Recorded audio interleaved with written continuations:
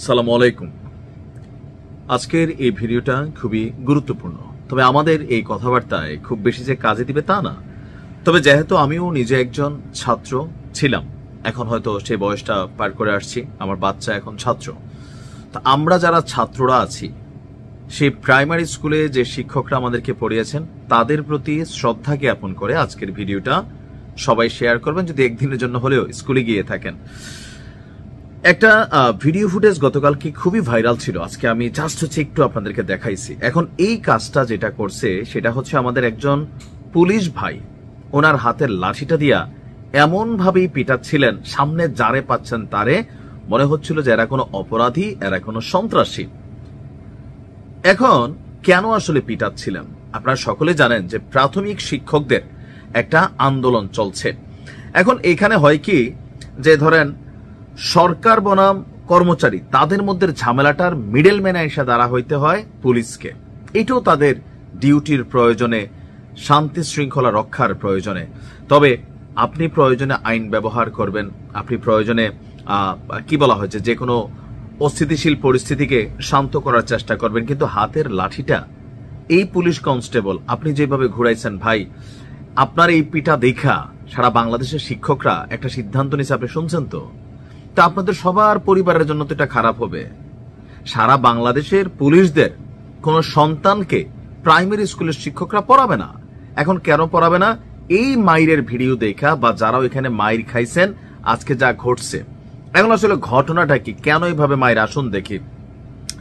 প্রাথমিকের যারা শিক্ষকরা আছেন, আজকে তারা ঢাকাতে একটা প্রোগ্রাম করতে গিয়েছিলেন, সেটা হচ্ছে যে 13 থেকে আপনার 10ম গ্রেডে আসার জন্য, মানে তাদের সুযোগ সুবিধা বিভিন্ন বিষয় নিয়ে তারা 13 থেকে 10ম গ্রেডে আসতে চায়, সুযোগ সুবিধা। এখন 10ম গ্রেডে শুধুমাত্র একটা প্রাইমারি স্কুলের যিনি প্রধান শিক্ষক থাকেন তিনি পান, বাকিরা কিন্তু পান না।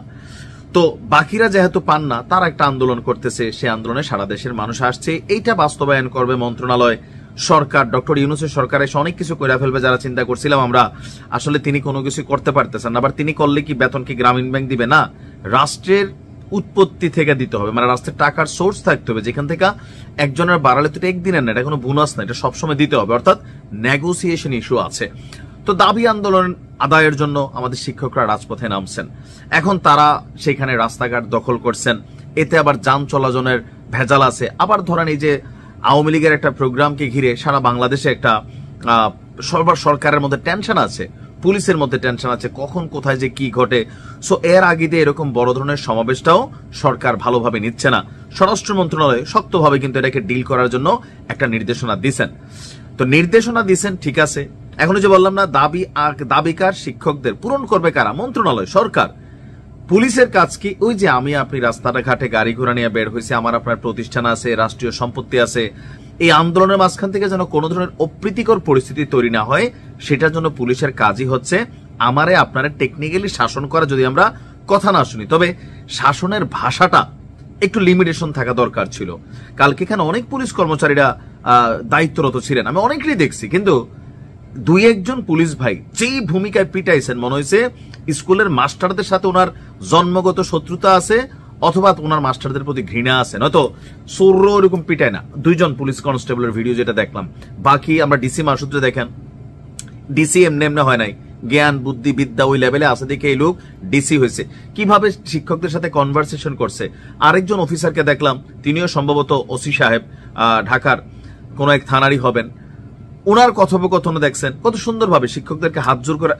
এটা হচ্ছে শিক্ষা। কিন্তু ওই যে কনস্টেবল, আপনি ভাই লাঠি একটা পাইলেন, কোন জন্মের নাকি না, আসলে কোন দল করে তাও জানি না, মানে ওনার অ্যাপ্রোচটার কারণে শিক্ষকরা বিগড়াই গেছে। আমার ভিডিওর প্রথমে যে বক্তব্যটা শোনাইছি, এই শিক্ষক যেমন বলছিলেন যে আর কোন পুলিশের সন্তানদেরকে পড়াবে না, আসলে কিন্তু তা না। তবে এই মারামারির দৃশ্যের কারণে বা মাইরের ঘটনায় আপনার সেখানে টিয়ার শেল নিক্ষেপ করা হয়েছে, সাউন্ড গ্রেনেড নিক্ষেপ করা হয়েছে। তো এখানে আসলে দোষ কার দিবেন?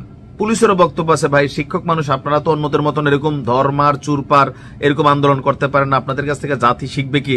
সো আপনাদের আন্দোলন হওয়া উচিত একটু ইউনিক। কিন্তু আপনারাও আইসা রাজপথে, ওই এক ফুটপাতের দোকানদার বলছে তার দোকানের মাল চুরি করে নিয়ে গেছে, কেউ আসছে জীবন বাঁচাতে, কেউ আসছে চুরি করতে। তো নানান ধরনের কনফ্লিক্ট কিন্তু আছে।